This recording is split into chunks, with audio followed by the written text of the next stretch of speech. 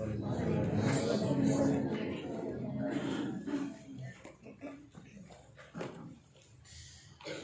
یوسف آیت نمبر 43. اعوذ باللہ السمیع العلیم من الشیطان الرجیم من حمزه ونفخه ونفثه. وقال، اور کہا، الملک، بادشاہ نے، انی، بے شک میں، ارا، دیکھتا ہوں، 7 بقرات، گائیاں، سمان، موٹی تازہ، یأکلہن، ان کو کھا رہی ہیں، 7 عجاف، دبلی پتلی، و7 سنبلات، اور میں دیکھتا ہوں 7 بالیاں، خضر، سبز، وَأُخَرَ، اور دوسرے، یابسات، خشک. یا ایہا الملأ، اے سرداروں، وزیروں، افتونی، تم مجھے فتویٰ دو، فی رؤیایا، میرے اس خواب کے بارے میں، ان، اگر، کنتم، ہو تم، للرؤیا، خواب کے لیے، تعبرون، تعبیر کرنے والے. قالوا، انہوں نے کہا، اضغاث، ملی جلی ہیں، احلام، خوابیں، وما نحن، اور نہیں ہے ہم، بتأویل، تعویل کرنے والا، تعویل کو، الاحلام، ایسی خوابوں کی، البعالم، جاننے والے.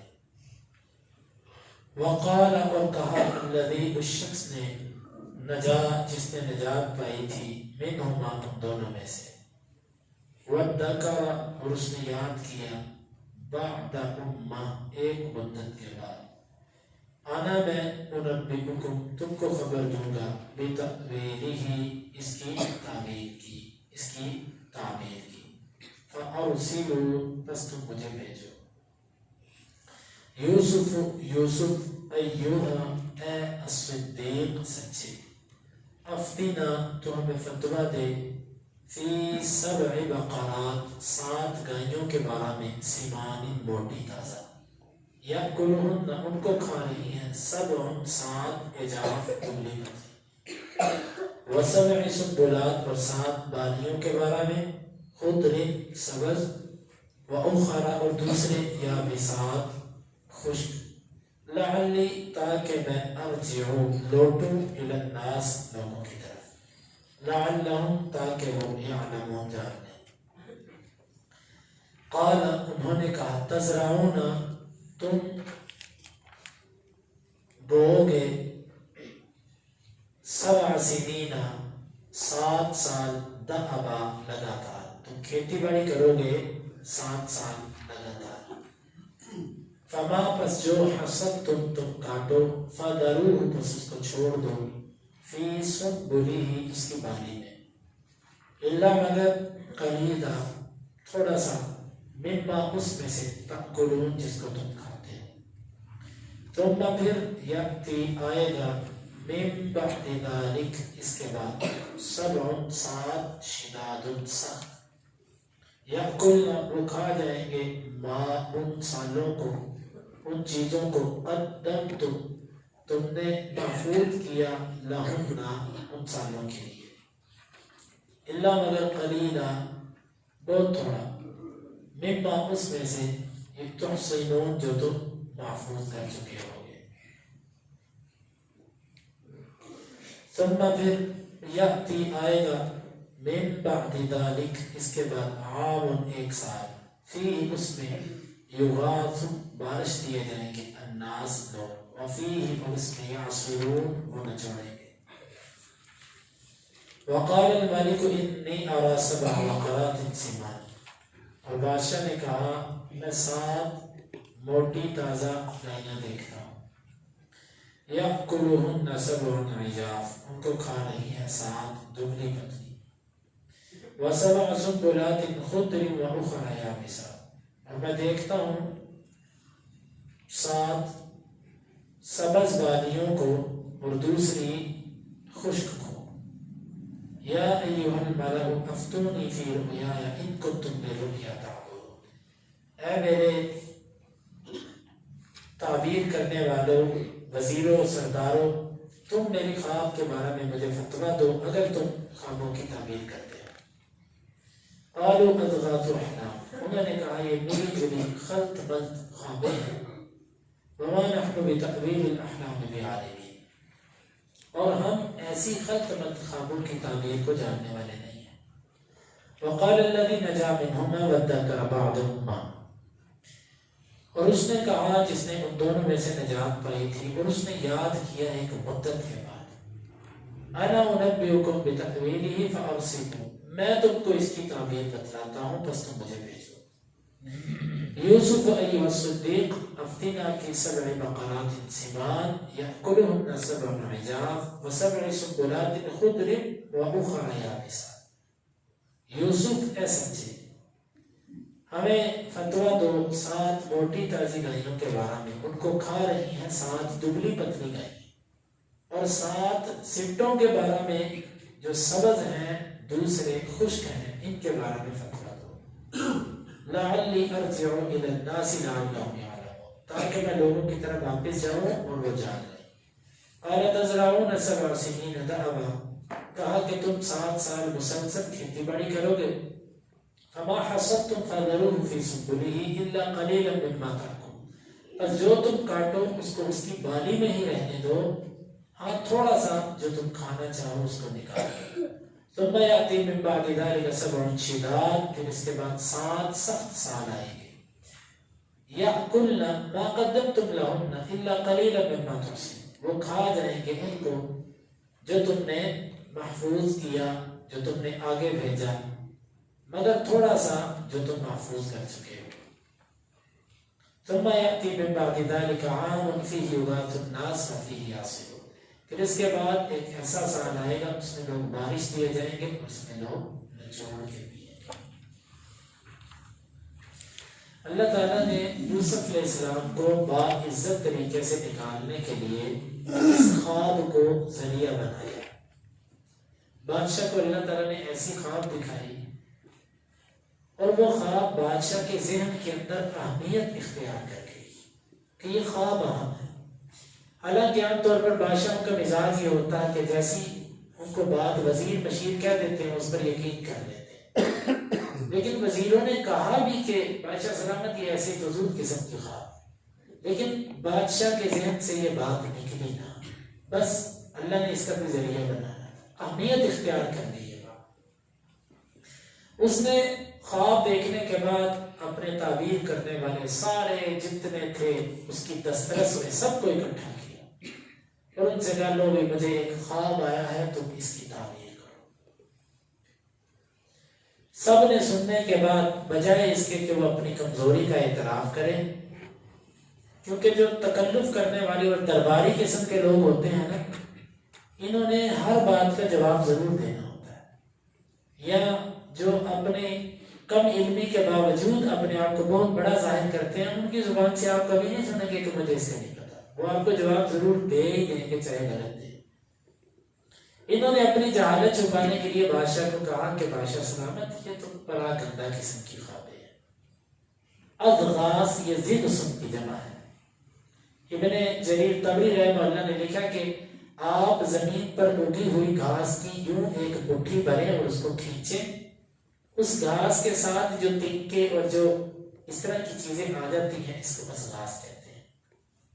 مطلب ہے جس طرح گھاس کے اندر تنکے مل جاتے ہیں، یوں ان خوابوں کے اندر خوابیں ملی ہوئی ہیں، خلط ملط الٹ پلٹ جھوٹی، کئی قسم کے اس کے معنی مفسرین نے کیے. جھوٹی باتیں ہیں، ملی جلی باتیں ہیں، ملے جلے خواب ہیں. یہ کوئی ایک سیدھا سیدھا خواب نہیں ہے، یہ مکس باتیں ہیں جس کی کوئی سمجھ نہیں آ رہی.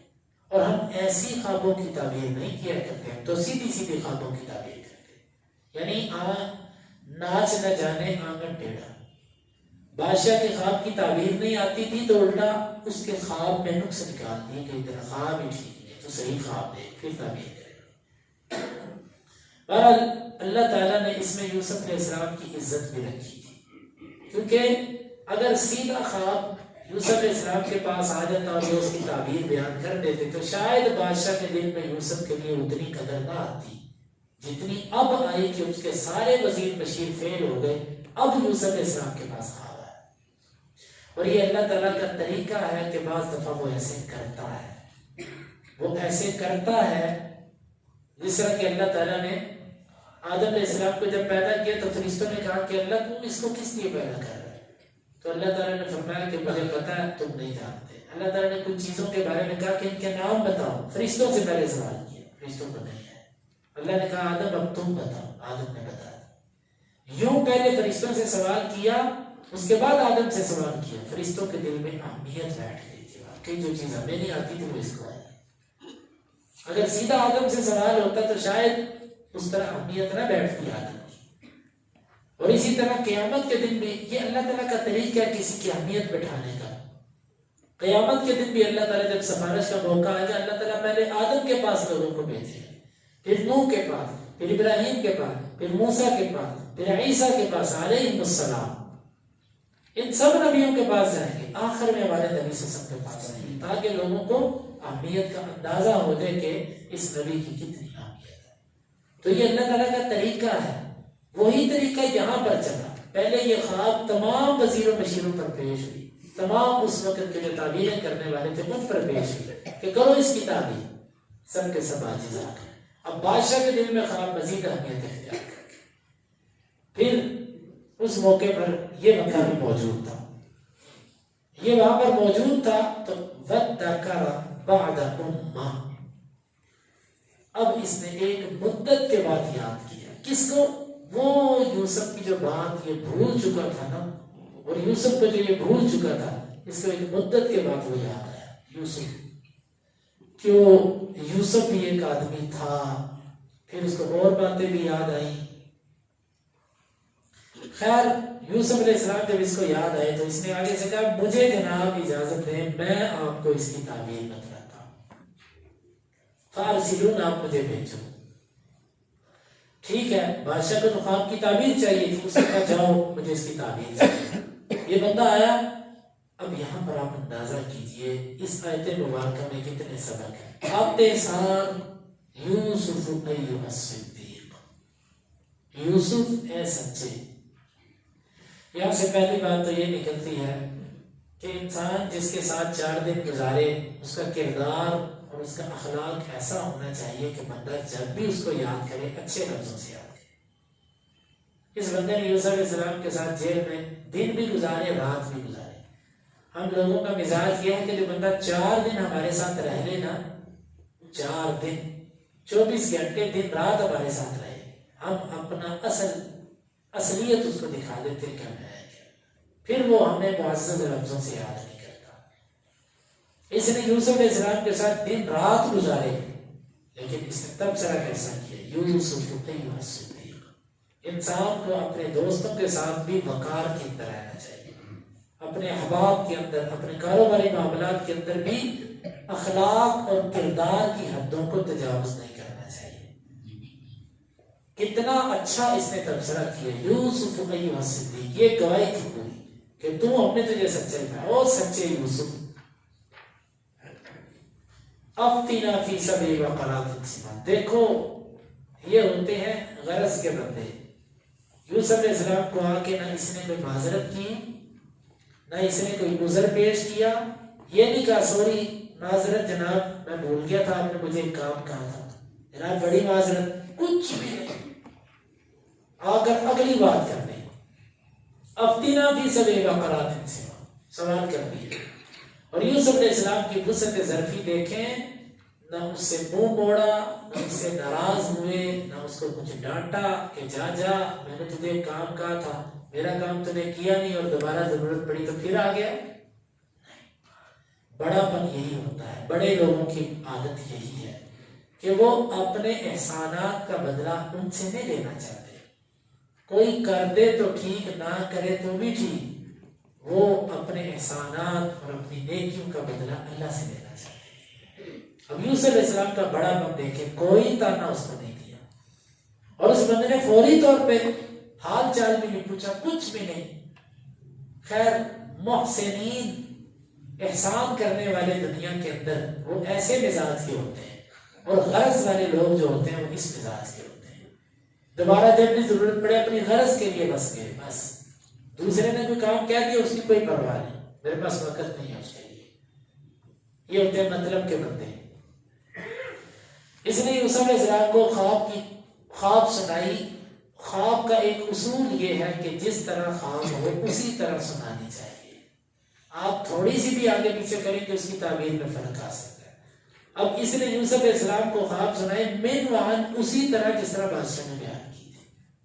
یوسف علیہ السلام کو اس نے پوری وہ خواب سنا دی. اب یوسف علیہ السلام نے اس کی تعبیر اس کو بتا دی. تعبیر اس کو اچھا یہ بھی نہیں کہا کہ میں نے خواب نہیں بتانے، میں خود آ کے بتاؤں گا. ہوتا ہے نا، لیکن بعض دفعہ انسان یہ چاہتا ہے کہ میں خود جاؤں، میں خود، لیکن کام مجھے اس سے کیا لگے. اللہ والے ایسے ہوتے ہیں کہ وہ اپنا نام اور اپنی شخصیت کو پیچھے رکھتے ہیں اور اپنا پیغام اور اپنی دعوت آگے کر دیتے ہیں. یوسف علیہ السلام نے یہاں پر یہ نہیں کہا کہ تو وہاں پر جا کر میرا نام لے گا کہ نہیں لے گا، کوئی بات ہی نہیں کی، بلکہ دوبارہ ذکر ہی نہیں کیا. یہ اللہ والوں کا مزاج ہوتا ہے، وہ کسی کو ایک دفعہ کام کہتے ہیں نا، اگر وہ نہ ہو تو دوبارہ کہنا ان کے منہ سے نکلتا ہے. کیونکہ ذات کا مسئلہ تھا نا، کوئی دین کا مسئلہ نہیں تھا، ذات کا مسئلہ تھا. یوسف علیہ السلام نے دوبارہ نہیں اس کو پھر کہا کہ بھئی جا کے پھر یاد کرنا، یاد نہیں کہا دوبارہ. بس اس نے تعبیر پوچھی، فوری اس کو تعبیر کر دی. کہا تم 7 سال مسلسل کھیتی باڑی کرو گے اور خوب کرو گے.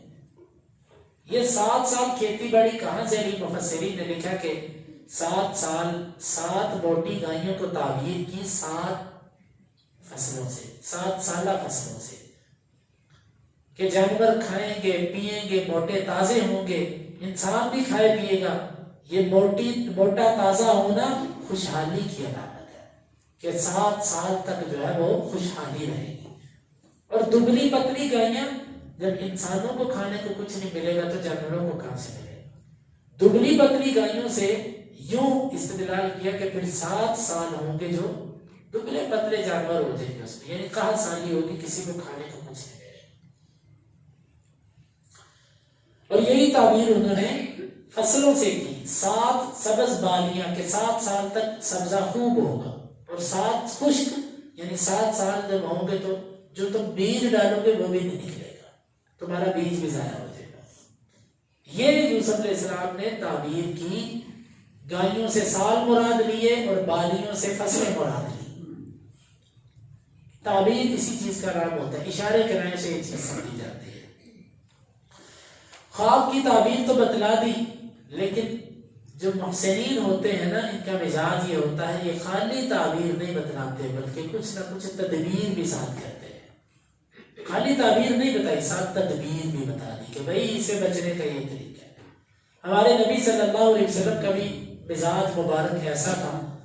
آپ کے پاس ایک صحابی نے آ کے مسئلہ پوچھا، اللہ کے رسول ہم سمندر کے اندر ہوتے ہیں تو ہمارے پاس جو پینے کا پانی ہوتا ہے نا وہ تھوڑا ہوتا ہے. ان توضأنا به عطشنا، اگر ہم اسی پانی سے وضو کر لیا کریں تو ہم پیاسے رہیں گے. افنتوضأ من ماء البحر، کیا ہم سمندر کے پانی سے وضو کر لیا کریں؟ آپ نے فرمایا هو الطهور ماؤه والحل میتہ. آپ نے فرمایا وہ سمندر اس کا پانی پاک ہے اور اس کا مردار حلال ہے. حالانکہ اس نے سوال صرف پانی کا کیا تھا، آپ نے ساتھ مردار کا بھی ذکر کر دیا کہ اس کا جو سمندر کا جو جانور ہے نا وہ خود بھی سمندر کے اندر مر جائے تو وہ حلال ہے. یہ بات آپ نے بصیرت کی بنا پر کر دی کہ جس کا آج پانی ختم ہو رہا ہے اور وہ مسئلہ پوچھ رہا ہے، کل کو اس کا کھانا بھی ختم ہو سکتا ہے. یہ کھانے کی کوئی چیز بھی طلب کر سکتا ہے تو اس کے لیے بھی کل کو اس کو فتویٰ پوچھنا پڑے گا. اس کو آج ہی بتا دو. یوسف علیہ السلام نے کہا یہ خواب کی تعبیر تو پوچھنے آیا نا، یہ پھر بعد میں اس کی تدبیر بھی پوچھے گا کہ 7 سالوں سے نپٹنا کیسے ہے، تو تدبیر بھی ساتھ ہی بتا دی کہ لو اس کی تدبیر بھی لے جاؤ.